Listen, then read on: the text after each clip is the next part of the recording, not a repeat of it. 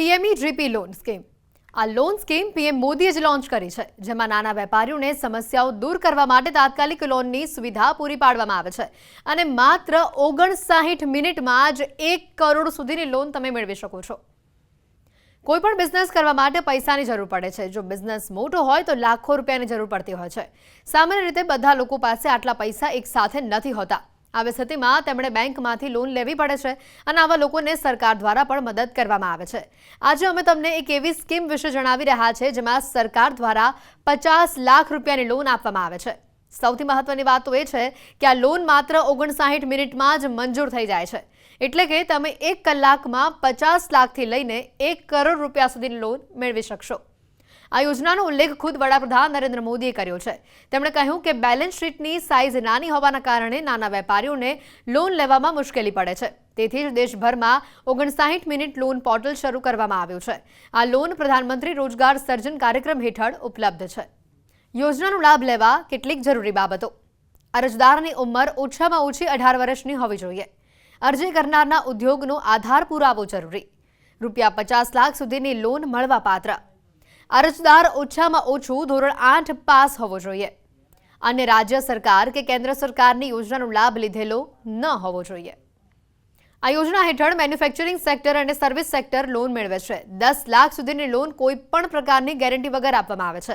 આમાં તમારે તમારા 10% પૈસા જાતે જ રોકાણ કરવા પડશે। સૌથી મહત્વની વાત એ છે કે તમે આ લોન 3 થી 7 વર્ષ સુધીમાં ચૂકવી શકો છો। આ યોજના માટે અરજી કરવા માટે તમારે પીએમઈજીપીના ઈ પોર્ટલ ઉપર જવાનું રહેશે। લોન ઉપરાંત તમને સરકાર દ્વારા સબસિડી પણ આપવામાં આવી રહી છે। આમાં તમે સરકાર પાસેથી તમારા વ્યવસાય પ્રોજેક્ટ ખર્ચના 35% સુધીની સબસિડી મેળવી શકશો। બાકીની લોન બેંક દ્વારા જારી કરવામાં આવશે।